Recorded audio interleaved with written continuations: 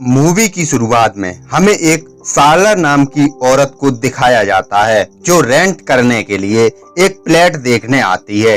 यह फ्लैट काफी बड़ा होता है जो सालर को बहुत पसंद आता है और वो फ्लैट ओनर को पैसे भी पे कर देती है और वो वहीं रहना चालू कर देती है। इसके बाद सालर उस फ्लैट में रहने के बाद अपने बेटे को लेने स्कूल जाती है। इस समय उसका बेटा स्विमिंग पूल में नहा रहा होता है और वो थोड़ी देर वेट करने के बाद वो उसे लेकर अपने घर वापस आ जाती है और उसी रात सालर अपने बेटे को बेटन स्टोरी सुनाती है। सालर के बेटे का नाम बेंजामिन होता है। बेंजामिन एक और स्टोरी सुनने की जिद करता है लेकिन सालर उसे सो जाने को कहती है। अगली सुबह हमें सालर को हस्बैंड को दिखाया जाता है जिसका नाम मैक्स है। इन दोनों को देखकर हमें पता चलता है कि इन दोनों की रिलेशनशिप अच्छी चल रही है। फिर सालर अपने काम पर चली जाती है। तब हमें पता चलता है कि वो एक लेडी डॉक्टर है। हॉस्पिटल में वो एक मरीज को देखने जाती है जिसके शरीर पर काफी सारे बाल होते हैं। इसके बाद सालर को उस मरीज के साथ इंटीमेट होते हुए दिखाया जाता है और ये दोनों उसी फ्लैट में थे जो सालर ने मूवी की शुरुआत में रेंट पर लिया था। असल में उसने ये रूम इसीलिए लिया था ताकि वो गैर मर्दों के साथ इंटीमेट हो सके। इसके बाद सालर नहाकर एक कॉलेज में लेक्चर देने चली जाती है।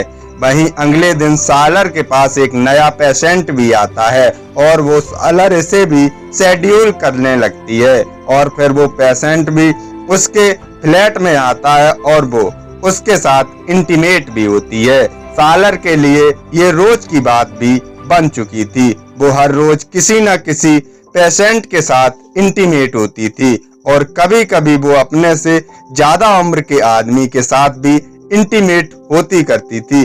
सालर रोज अपने हस्बैंड के साथ इंटीमेट भी हुआ करती थी लेकिन उसे वो मजा नहीं आता था जो गैर मर्दों के साथ आता था। सालर अपनी फैमिली लाइफ भी पूरी करने की कोशिश करती थी और मैक्स सालर से बहुत प्यार भी करता है और वो लोग एक बीच पर भी घूमने जाते हैं। लेकिन अगले दिन सालर एक बूढ़े आदमी के साथ इंटीमेट होती है और अगले दिन उसे अपने बच्चों की मीटिंग के लिए भी जाना था लेकिन इसी चक्कर में वो उसे लेट हो जाता है और जब वो उस मीटिंग में जाती है तो मैक्स वहां पहले से मौजूद था। उसी शाम मैक्स सालर से पूछता है क्या सब कुछ ठीक है। इस पर सालर कहती है सब कुछ ठीक है।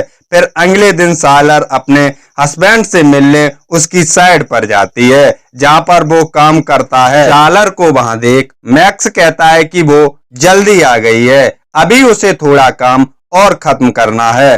तब तक सालर कहती है कि वो बिल्डिंग के अंदर से देखना चाहती है और फिर सालर बिल्डिंग में घूमने लगती है। कुछ देर बाद सालर एक आदमी को देखती है जिससे सालर कुछ दिन पहले ही इंटीमेट हुई थी और जब वो आदमी सालर को देखता है तब वो उसे पहचान जाता है और वो उससे पूछता है क्या वो उसे भूल गई है। उसे देख सालर काफी पैनिक होने लगती है और पागलों की तरह चिल्लाने लगती है। वो वर्कर उसे शांत करने की कोशिश भी करता है। सालर डर के मारे उससे मुंह पर मुक्का मार देती है। सालर को तुरंत रिडेक्ट भी होता है कि वो उसके पास उसे उठाने के लिए जाती है लेकिन फिर से वो उसे एक और मुक्का मार देती है। फिर वो वहीं पर बेहोश हो जाती है। आगे दिखाया जाता है कि सालर हॉस्पिटल में है और मैक्स भी उसके पास बैठा होता है और फिर कुछ देर बाद सालर को होश भी आ जाता है। अब कुछ दिन ऐसे ही बीत जाते हैं और उस हादसे की वजह से मैक्स को सालर के बारे में पता चल जाता है और वो जान जाता है कि सालर गैर मर्दों के साथ भी इंटीमेट होती है और फिर अपने इस रिश्ते को बचाने के लिए सालर एक सेक्रेटिस्ट के पास जाना शुरू कर देती है। वो सेक्रेटिस्ट को बताती है कि अब उसके और मैक्स के बीच रिश्ते सही नहीं चल रहे हैं और मैक्स अब उस पर बिल्कुल भी ट्रस्ट नहीं रखता।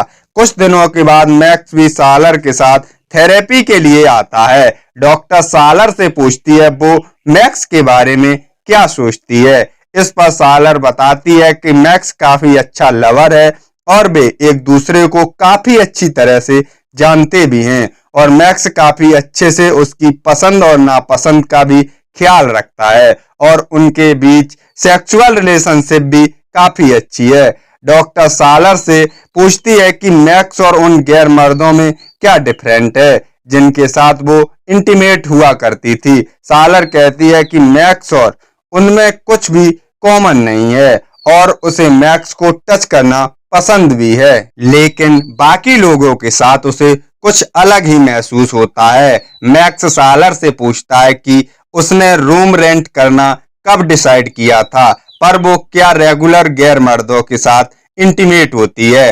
ये सुनकर सालर कुछ नहीं बोलती और वो शांत रहती है। वहीं सालर उस आदमी के बारे में बात करती है जिसके शरीर पर घने बाल थे। बताती है कि इंटीमेट होने के बाद उस आदमी ने अपना हाथ सालर के ऊपर रखा था, जिससे सालर को काफी अच्छा फील हुआ। उस समय वह आदमी सो रहा था और सालर ने उसका चेहरा भी ठीक से नहीं देखा था। दरअसल सालर को ज्यादातर मर्दों के चेहरे याद नहीं थे, उसे बस यही याद था कि एक आदमी का चेहरा अजीब था, एक आदमी के शरीर पर बाल थे। यह सुनने के बाद डॉक्टर पूछती है कि तुमने इस तरह के मर्दों को ही क्यों चुना जिनसे कुछ ना कुछ कमियां भी थीं। सालर कहती है कि मुझे इसका जवाब नहीं देना चाहिए वरना बात और भी ज्यादा बिगड़ जाएगी। इसके बाद सालर बिल्डिंग से बाहर जाकर बैठ जाती है और अपने ऊपर से जा रहे एरोप्लेन को देखकर हंसने लगती है। यह सब देख हमें पता चलता है कि सालर की मेंटली डिस्टर्ब हो गई है। इसके बाद हमें सालर को कोर्ट में दिखाया जाता है जहां उसकी सुनवाई चल रही है। वहीं सालर ने अभी तक जो अपने पेशेंट के साथ किया इसके सबूत और गवाह कोर्ट को मिल गए थे और अपने पेशेंट के साथ इंटीमेट होने के लिए उस पर केस भी हो गया था, लेकिन किसी भी वजह से सालर को अपने किए पर कोई पछतावा नहीं था। और जब कोर्ट ये सब देखता है तो कोर्ट को लगता है कि सालर की मानसिक हालत ठीक नहीं है, इसलिए सालर को डॉक्टर की जॉब छोड़नी पड़ती है और उसकी डॉक्टर के सबूत भी छीन लिए जाते हैं। इसके बाद हमें सालर और मैक्स को एक फ्लैट में दिखाया जाता है जहां मैक्स को पता चल गया था कि सालर की मेंटली कंडीशन ठीक नहीं है, इसलिए वो सालर को एक बार और मौका देना चाहता था। इसके बाद कहानी 2 साल आगे दिखाई जाती है। इसी बीच उनके 2 बच्चे भी होते हैं और दोनों के बीच रिश्ते भी सुधरने लगते हैं। सालर धीरे धीरे रिकवर कर रही होती है। फिर सालर मैक्स और वर्किंग साइट पर जाती है जहां मैक्स उसे एक वर्कर से बात करते हुए देख लेता है। फिर मैक्स को शक होता है कि वह कहीं सालर ने फिर से गैर मर्दों के साथ इंटीमेट होना शुरू तो नहीं कर दिया, लेकिन इसके बाद भी वो सालर से इस बारे में कोई बात नहीं करता। फिर सालर बाजार से अपने लिए एक साड़ी का कपड़ा खरीद लाती है और अपने लिए ड्रेस बनाने लगती है और इसके बावजूद सालर के पास कोई और काम नहीं था, इसलिए वो अक्सर घर पर बोर हो जाती थी। कुछ दिन बाद सालर मैक्स की वर्किंग साइट पर जाती है, लेकिन अब तक वो बिल्डिंग बनकर तैयार हो गई थी और यहाँ मैक्स और कोई भी वर्कर नहीं था। यहाँ का वॉचमैन उसे बताता है कि यहाँ काम खत्म हो चुका है।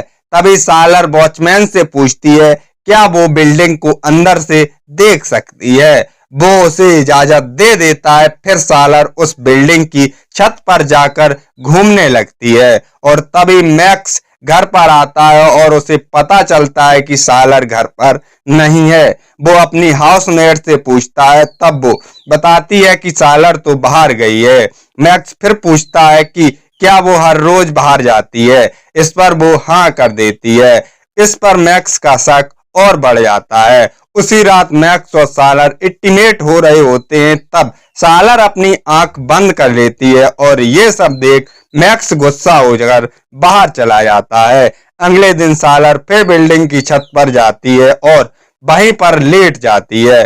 उसे यहाँ अच्छा फील होता है। अगले दिन फिर सालर घर से बाहर निकलती है। तब मैक्स उसका पीछा करता है। फिर वो सालर का पीछा करते करते उस बिल्डिंग में पहुंच जाता है और वो सालर को ढूंढते ढूंढते उस छत पर पहुंचता है और उसे सालर अकेली एक कोने में बैठ ये देख मैक्स को रिट्रैक्ट होता है कि उसे पर इस शक नहीं करना चाहिए था और इस हालत में देख मैक्स वहां से चला जाता है। उस रात को मैक्स को ठीक से नींद भी नहीं आती और अगले दिन सालर अपने बेटे को पियानो बजाना सिखा रही होती है और मैक्स भी इन बच्चों के साथ टाइम स्पेंड कर रहा होता है। उसी रात मैक्स सालर को गले लगाकर कहता है कि अब तो उसे याद भी नहीं रहता कि तुम कौन हो। सालर उससे कहती है कि अभी भी वो वही है जो पहले थी। फिर मैक्स कहता है कि ये उसके लिए बिल्कुल नया है। इस पर सालर बोलती है कि उसके लिए यही काफी है कि वो यहाँ उसके साथ है। वहीं अगली सीन में दिखाया जाता है कि मैक्स और सालर कहीं जा रहे होते हैं और यहीं पर फिल्म का दी एंड हो जाता है।